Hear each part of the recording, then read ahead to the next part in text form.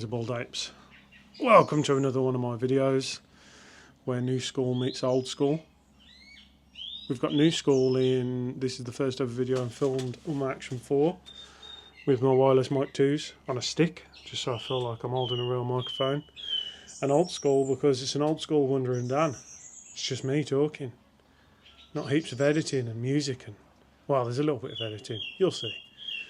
Well, you know, it's not multiple clips mashed together taking hours and hours to make.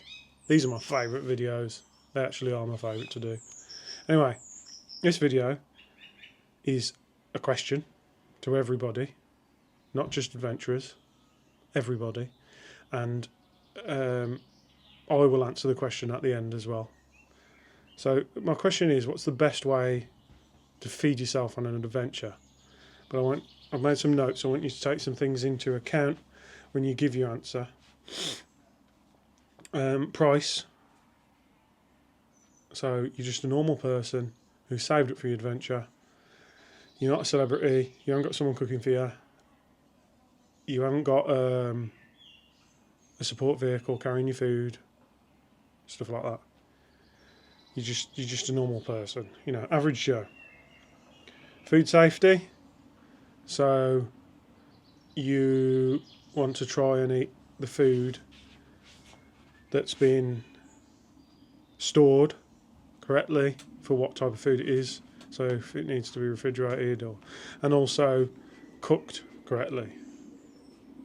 This is the old chef in me coming out here. Parts of the world. So you will eat differently, I think, in my experience, depending on what part of the world you're in. Space, so how much space you've got to carry food. Cooking versus eating out. Wet food versus dry food, and weight.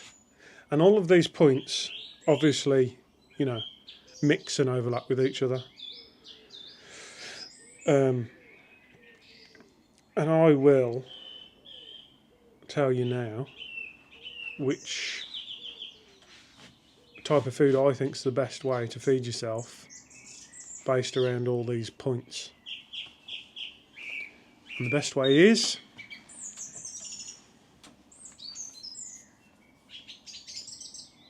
beans.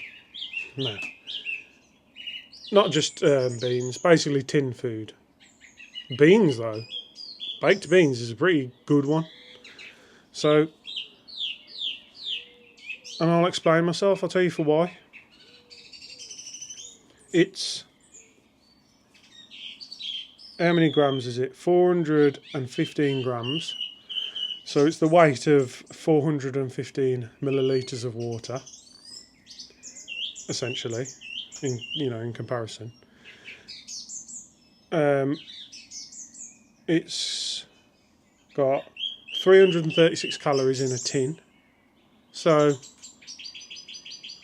you know, it's not a bad amount of calories. It's a little bit more than a snack, really. It's not quite a substantial meal, but it's more than a snack. It's got not a bad mixture of carbs, fibre and protein in there. There's 20 grams of protein in a tin. That's pretty good. That's a pretty good amount of protein.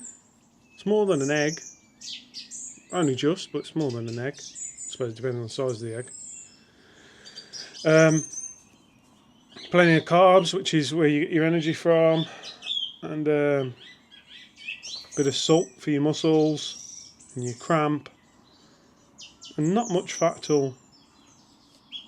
Not like, I'm not saying fat's a bad thing, but anyway, I'll explain why I think beans, contrary to what most people will use, you know, the ration pack type things that they sell in camping shops. There's different ones, isn't there? There's ones you add water to, and there's ones that are wet, basically like tin food in a sack. Well, I think tinned food, such as baked beans, defeats all of them. And I'll explain myself. Like I say, I'd like you to whack in the comments what you think's the best one. the best way of doing it. But I'll explain beans. Let's put the beans down for now, so I can get the notes out to explain myself. Price. Beans is very cheap. Tinned food is very cheap. Food safety. Tinned food is protected in a tin, literally sealed from the outside world. It doesn't need refrigerating. Don't know if you can hear Bodin moaning, but he's around the corner moaning. It doesn't need refrigerating. It's sealed from the outside world. Parts of the world, you can buy tin food in all parts of the world. Space, well, it's the size of a tin, isn't it? Doesn't take up much space. And then weight. So, I can hear people already saying, oh, tin food's way heavier than some pasta or some couscous or some rice. So this tin of beans is 415 grams. Like I say, 415 millilitres of water. So, and it's 336 calories. If you wanted to cook enough pasta to give yourself 336 calories, you would need a hell of a lot more than 415 millilitres of water to do it. So the net weight on your bicycle or on your back to eat that many calories of pasta is more. And there's not even the protein and stuff in it then as well. And I can hear a tractor coming back. So this is about take probably 20 of me trying to make this video, because I live in the same place I work and it's not very private at all. I've never really gone into my job on the channel. I won't go into my job specifically, but I will be doing videos in the future about this type of work for people that are interested. As you know, I did the video on working a ski season, so I will do a video on this type of job in the future. But yeah, it's not very private. There's the machinery everywhere. It's a working environment here, so it's noisy. It's not like at home. I suppose some people live in their homes are noisy, aren't they? So anyway, what I'm getting at is I'm going to end the video there. I think I've said everything I need to say. I'm not going to make the same mistake I always make of waffling on forever. So, back your answers in the comments, whether you agree with me or not, and what you think the best way to eat is on an adventure.